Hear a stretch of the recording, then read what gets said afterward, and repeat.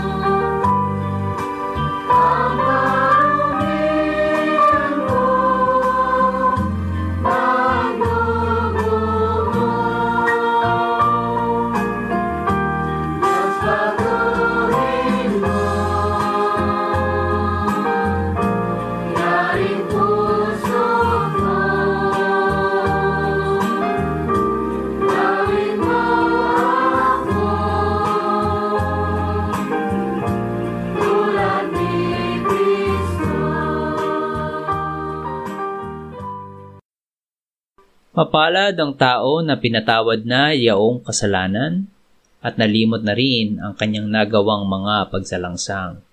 Mapalad ang taong sa harap ng Panginoon ay di na pinararatangan ng kasalanan, dahilan sa siya ay hindi nanlilinlang. Nung hindi ko pa naipapahayag yaring kasalanan, sa buong maghapon ako'y nananangis sa matinding lumbay. Sa araw at gabi, bigat ng kamay mo ang nararamdaman, ano pa't wala nang nalalabi akong lakas sa katawan. Hamog ang kaparis na dagling na tuyo sa sikat ng araw. Ako ay lumapit sa iyong harapan at salay inamin. Ang aking nagawang mga pagsalansang di ko inilihim. Pinagpasyahan ko ang lahat ng ito sa iyo'y idaing at aking natamo ang iyong patawad sa sala kong angking. Mga minamahal, sinasabi sa unang Juan 1:9, kung ipinapahayag natin ang ating mga kasalanan, maaasahan nating ipatatawad sa atin ng Diyos ang mga ito at lilinisin tayo sa lahat ng ating kasamaan sapagkat siya'y tapat at matuwid. Salamat sa iyo, O Diyos. Pinatunayan mo ang iyong pag-ibig sa amin nang si Kristo ay mamatay para sa amin noong kami mga makasalanan pa. Ngayon ay buksan mo ang aming mga labi at kami ay magpupuri sa iyo.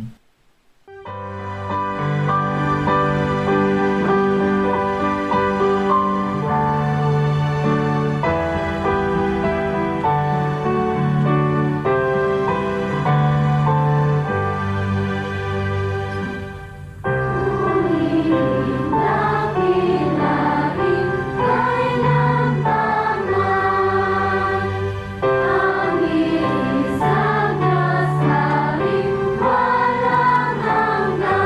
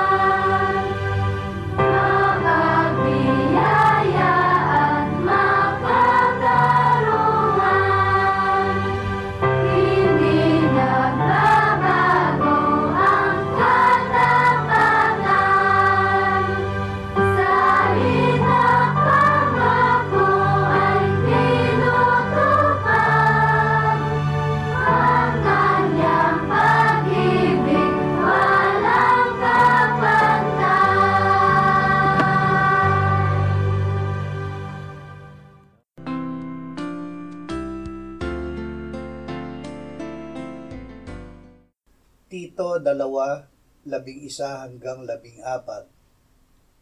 Nagpakita ang biyaya ng Diyos na nagdadala ng kaligtasan sa lahat ng tao, na nagtuturo sa atin na matapos itakwil ang kasamaan at mga makamundong pagnanasa, ay dapat tayong mamuhay ng may katinuan, matuwid at banal sa kasalukuyang panahon, habang hinihintay natin ang mapalad na pag-asa at ang pagpapakita ng kalawalhatian ng ating dakilang Diyos at tagapagligtas na si Jesucristo. Siya ang nagbigay ng kanyang sarili alang-alang sa atin upang tayo'y matubos niya sa lahat ng mga kasamaan at pakalinisin para sa kanyang sarili ang sambayanang pag-aari niya na masigasig sa mabubuting gawa. Ang biyaya na nagdadala ng kaligtasan. Ang Panginoong Hesukristo ang ating dakilang Diyos at tagapagligtas, ang biyaya ng Diyos na nagkatawang tao at nagdala ng kaligtasan sa ating lahat. Siya ay ibinigay ng Ama sa kamatayan dahil sa ating mga pagsuway at muling binuhay upang tayo'y ariing ganap. Siya ngayon ang ating tagapagtanggol sa harap ng Ama. Siya ang matuwid na ibinigay ng Ama na kabayaran para sa kasalanan natin at ng sanlibutan. Sa pamamagitan niya ay maitatakwil natin ang kasalanan at tayo ay makapamumuhay na matuwid at banal habang hinihintay natin ang kanyang pagbabalik. Awit 84:9-11. Masdan mo ang aming kalasag, O Diyos, tingnan mo ang mukha ng iyong pinahiran ng langis. Sapagkat ang isang araw sa iyong mga buluwagan ay mabuti kaysa 1,000 saanman. Nanaisin ko pang maging tanod sa pintuan ng bahay ng aking Diyos kaysa tumahan sa mga tolda ng kasamaan. Sapagkat ang Panginoong Diyos ay araw at kalasag, siya ay nagbibigay ng biyaya at karangalan. Walang mabuting bagay ang ipagkakait ng Panginoon sa mga nagsisilakad ng matuwid. O Panginoon ng mga hukbo, mapalad ang taong nagtitiwala sa iyo. Makapamumuhay sa piling ng Diyos. Si Satanas ay walang kapangyarihan sa atin na sumampalataya at tumanggap kay Jesus na Panginoon at tagapagligtas. Iniligtas tayo ng Diyos sa kapangyarihan ng kadiliman at inilipat sa kaharian ng kanyang minamahal na anak, na sa kanya ay mayroon tayong katubusan, ang kapatawaran ng kasalanan. Ipinahayag ng Diyos ang hiwaga na dati ay lihim. Si Kristo ay nasa mananampalataya at siya ang pag-asa sa kaluwalhatian. Dahil kay Kristo, ang pakikisama natin ay sa Ama at sa Anak. Unang Pedro 5:6-11. Kayo'y magpakumbaba sa ilalim ng makapangyarihang kamay ng Diyos upang kayo'y kanyang itaas sa takdang panahon. Ilagak ninyo sa kanya ang lahat ng inyong kabalisahan sapagkat siya'y nagbabalasakit sa inyo. Magpakatino kayo, magbantay kayo.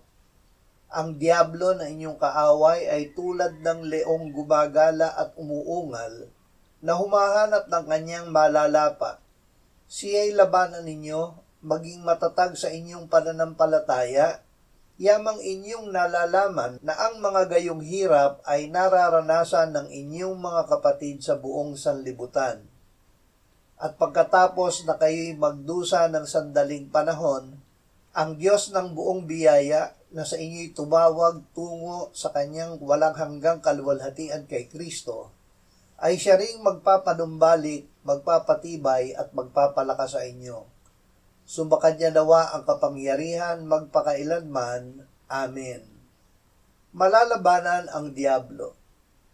Malalabanan natin ang diablo sa paraan ng pagpapakumbaba sa ilalim ng makapangyarihang kamay ng Diyos at pananampalataya sa Kanya na nagbibigay sa atin ng kapangyarihan. Patuloy tayong magpakalakas sa Panginoon at sa kapangyarihan ng Kanyang lakas. Isuot natin ang kasuotang pandigma ng Diyos upang tayo ay makatagal laban sa mga pakana ng diablo. Ang Diyos ay may ibinigay sa ating baluti. Kunin natin itong buo upang tayo makatagal sa araw na masama, at kung magawa na natin ang lahat ay manatili tayong nakatayong matatag. Juan 15:27-31. Kapayapaan ang iniiwan ko sa inyo, ang aking kapayapaan ay ibinibigay ko sa inyo. Hindi gaya ng ibinibigay ng sanlibutan ang ibinibigay ko sa inyo. Huwag mabagabag ang inyong puso o matakot man. Narinig din yung sinabi ko sa inyo, ako ay aalis at babalik ako sa inyo. Kung ako'y inyong minamahal, kayo'y magagalak, sapagkat ako'y pupunta sa Ama, sapagkat ang Ama ay higit na dakila kaysa akin. At ngayon ay sinabi ko sa inyo bago pa mangyari, upang kung ito'y mangyari, kayo ay maniwala. Hindi ako magsasalita pa ng marami sa inyo, sapagkat dumarating ang pinuno ng sanlibutan. Siya ay walang kapangyarihan sa akin. Subalit ginagawa ko ang ayon sa iniutos sa akin ng Ama, upang malaman ng sanlibutan na minamahal ko ang Ama. Tumindig tayo at umalis na tayo rito. Walang kapangyarihan laban kay Jesus. Tinawag ng Panginoong Jesus na ang diablo ang pinuno ng sanlibutan. Sinabi niya na ito ay walang kapangyarihan sa kanya. Hindi ang kapangyarihan ng diablo o ng mga Hudyo o ni Pilato ang umiral kung bakit si Jesus ay ipinako at namatay sa krus. Ang Ama ang nag-utos na ialay ni Jesus ang kanyang sarili bilang handog na kabayaran sa kasalanan ng sanlibutan. Dahil mahal niya ang Ama, ginawa ni Jesus ang iniutos sa kanya ng Ama. Hindi binagabag si Jesus ng libingan. Hindi siya doon patungo. Totoo na siya ay pahihirapan at papatayin, ngunit siya ay muling bubuhayin ng Ama at magbabalik sa Ama. Ang kapayapaan ni Kristo. Sinabi ng Panginoong Hesus, kapayapaan ang iniiwan ko sa inyo, ang aking kapayapaan ay ibinibigay ko sa inyo. Hindi gaya ng ibinibigay ng sanlibutan ang ibinibigay ko sa inyo. Huwag mabagabag ang inyong puso o matakot man. Sinabi ito ni Jesus noong gabi bago siya magdusa at mabatay sa krus. Ang iniwan niyang kapayapaan ay kapayapaan niya na muling mabubuhay at magtatagumpay laban sa diablo, kasalanan at libingan na siya ngang nangyari. Tinatanggap ang kapayapaang ito sa paraan ng pananalig na kahit na noong tayo'y mga patay sa kasalanan, ay binuhay tayo ng Diyos kay Kristo. Sa pamamagitan ng biyaya, tayo ay naligtas at muling binuhay ng Diyos kasama ni Kristo at pinaupong kasama niya sa sangkalangitan.